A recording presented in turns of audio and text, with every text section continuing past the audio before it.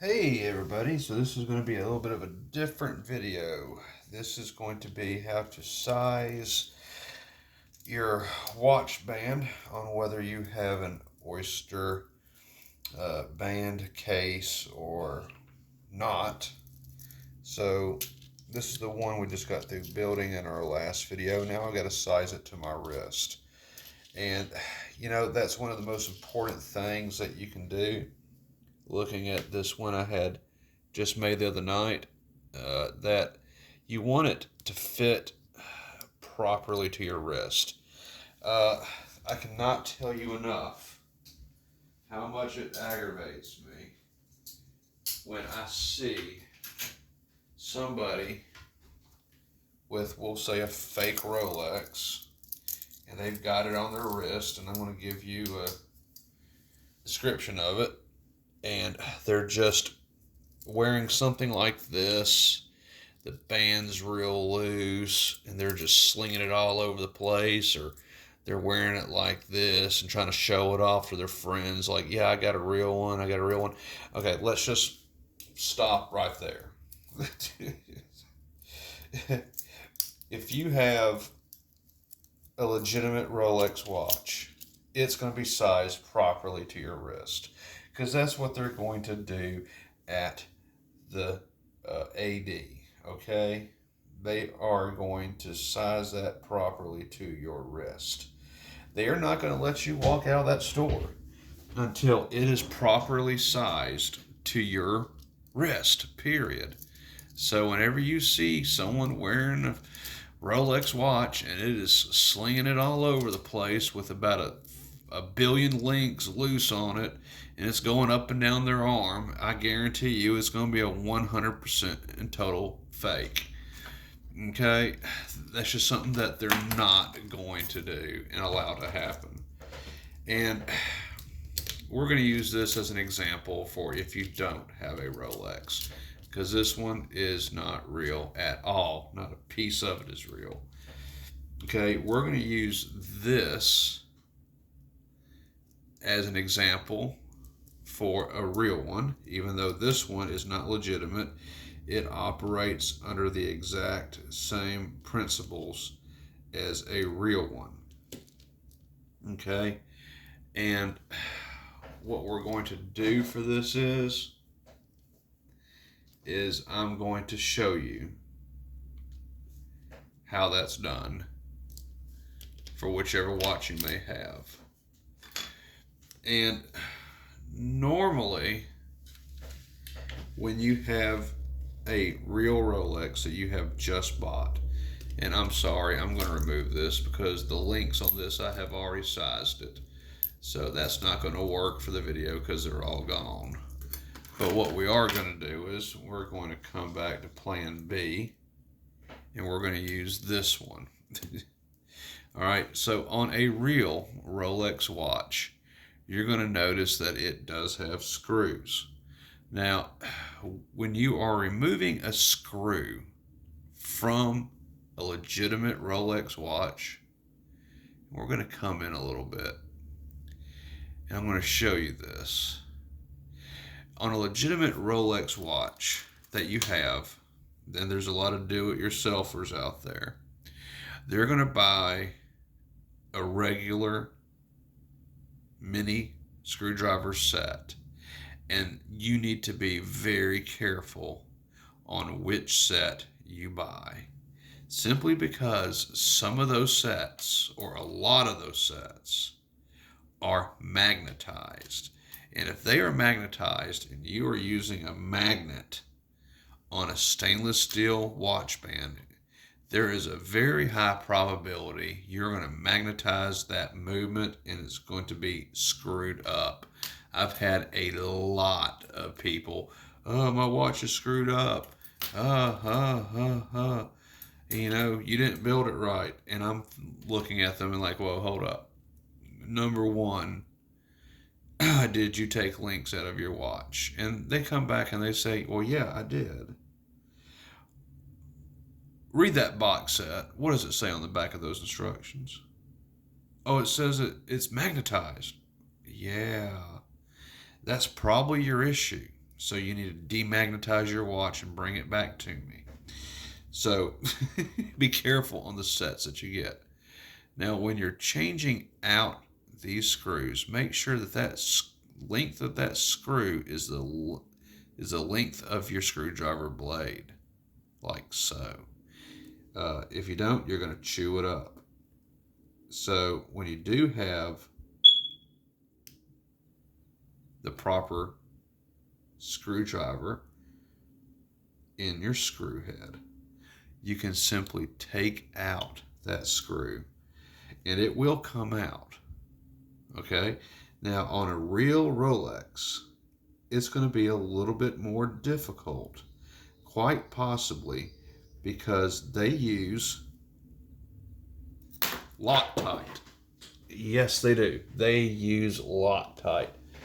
And they use Loctite because they don't want their links falling out of their watches.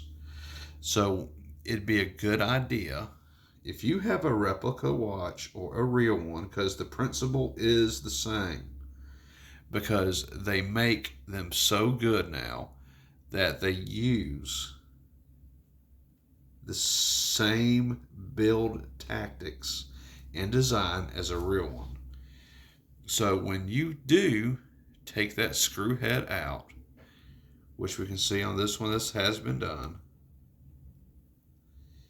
and it does come out very easy if you can get a good grip on it. And for me, it's a little bit more difficult because that damn RA. When you do take that out, that link's just going to come right out. And that link will go straight back in. And then you can line that link up all the way to where you can see through the very bottom, just like you can on this one. I don't know if y'all can see that, but you should be able to see straight to the bottom. Okay, so you got your link in. What you want to do next is that you have a little bit of Loctite. Okay? Now, I guess the blue is the best one to use. This is high strength, so this is probably not the best. This will probably guarantee you it'll never break free again. But get the blue Loctite medium strength, and you want to use that little bit of Loctite onto the threads of your link. Just a little dab, because that's what Rolex is going to do. You want to put that thread back into your link, and you want to work it on down a little bit, okay? Because you have to. When you hear a little bit of a snap, that means it has hit the bottom threads and it is ready to go in. And so you will take your driver and you're going to work it right back in there, like that. Okay? And then you're all set to go. Tighten it down a good amount and it should be absolutely fine. Because I've seen a lot of fakes where, guess what? They lose a lot of their links, their bands come apart, everything falls out of it, simply because they're loose. And that's how a lot of these cheapos do it. They don't spend a whole lot of time on the necessities. All right, so for any other watch that you have, or in this case, I have a replica band right here. This is my replica band. It has pins. This is like a normal watch band, except for it's a lot more highly polished. It doesn't have hollowed out links. It's made to the specs of an older Rolex band. It feels like a Rolex band. It acts like a Rolex band. It just has pins in it. That's the only difference that there is.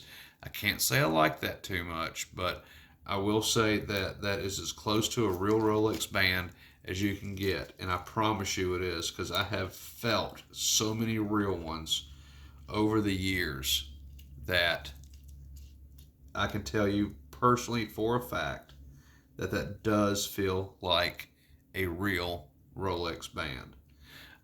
Whenever you do get a band you need to size, you can buy this little tool. It has a little screw on one hand that you can do with your hand, and it has this little rod that's attached to it, and it goes through like so, and that pushes your pin out because it doesn't unscrew. It is friction fit.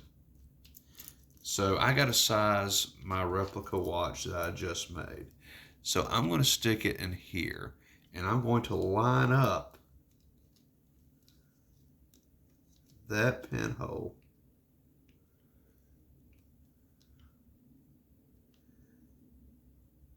and that pin so it goes right into it. Okay, as you can tell, that is in. And if you feel any amount of pressure, then you may not have it in right. And I don't think that one was. That was a little too much. Okay, so I'm going to come back and line this back up right. And then I'm going to go right into that pinhole. Make sure it's exiting the back part of this. And then you can start twisting down. And it pops that pin and pushes it right on through. The rest you can just grab with your hand. And so when you remove it, there's your pin sticking right out. Take it and pull it out. At this point, your watch band is going to separate. And now you need to remove the needed amount of links for it to fit your wrist. Okay, but there's a secret to this. Well, it's not really a secret, but you need to remove the proper amount of pins from one side to the next, just because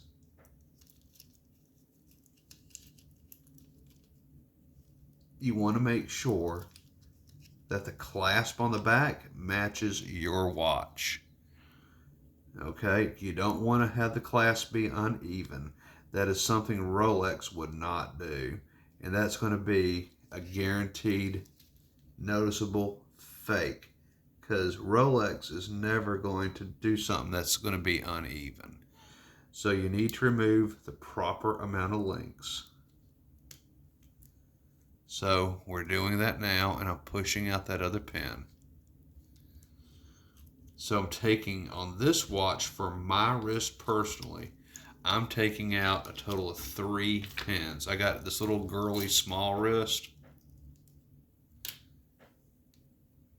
and as such, I have to have a lot of links taken out. So that's 2.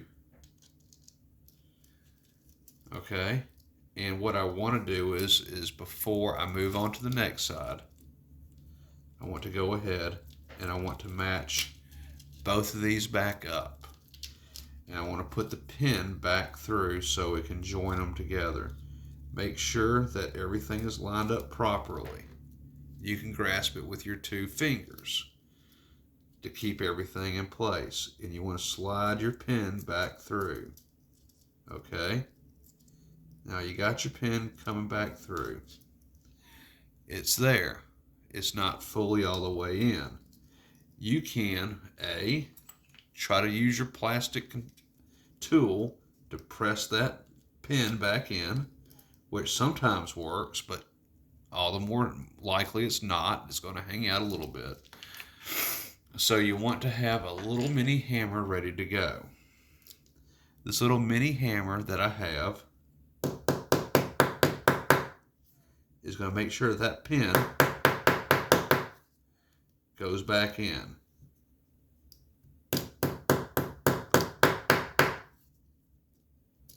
And sometimes you may want to hit it a little bit harder.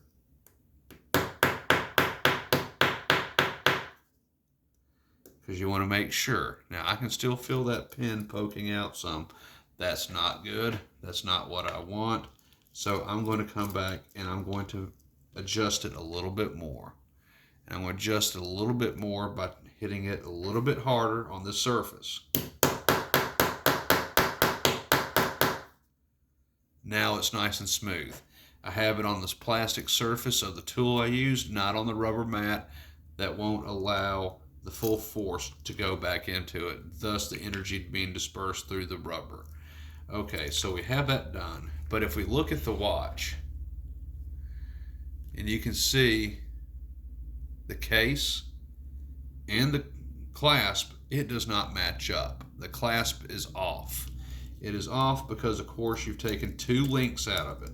So you need to come in and you need to remove the other 2. So here we go. We're going to remove one more, just one more of these, but a total of 2 pins. That way it can be separated. So I want to come in here, just like last time. I'm in the hole. I'm making sure my exit hole matches up over there. And I'm going to start pushing through. And there we go. We got that other pin coming out.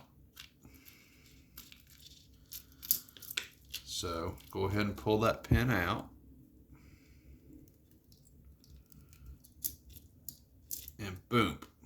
There you go. You have one more pin to go, and then you can have that extra link taken out. So let's go ahead and let's do that.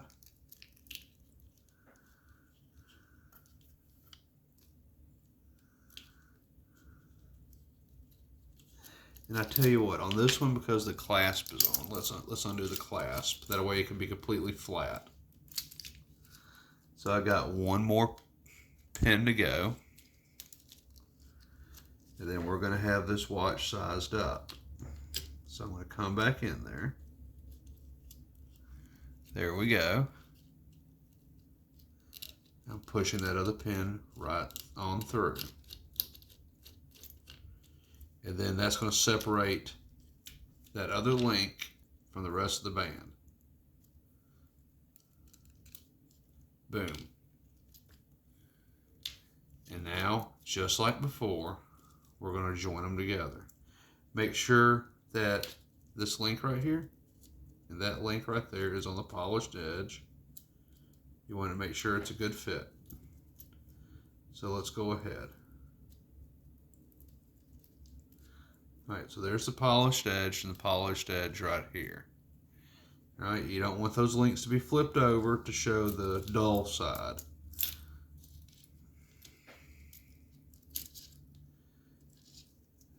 Same on here.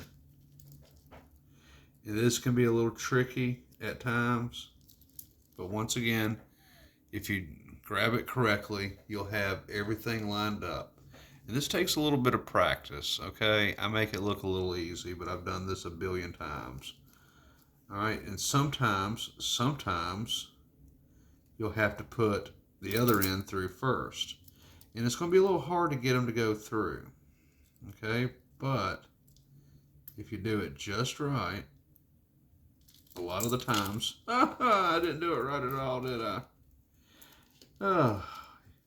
If you do it right, sometimes it can be a little bit easier than what you think. But I actually kind of fooled myself on that one. I thought I had that one all the way in there, and I did not. So let me go ahead and take that pin back out. Let's line it back up, and let's do the actual steps. Okay, so we got the shiny part and the shiny part. We don't want to have the dull stainless steel links showing through. So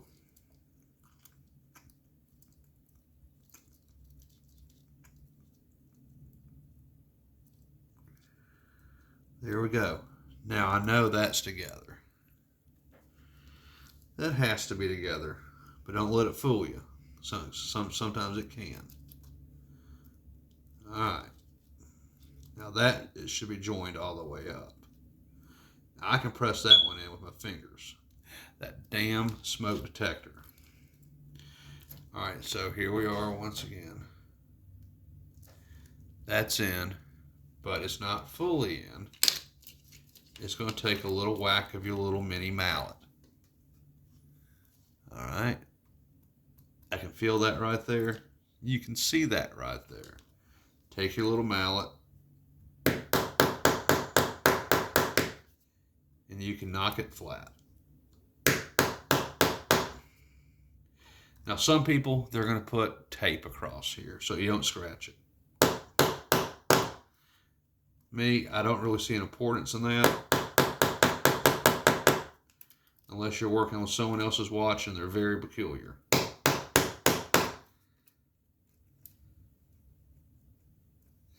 Maybe a little bit more. Okay, that should be good enough, I think. Let me look at it.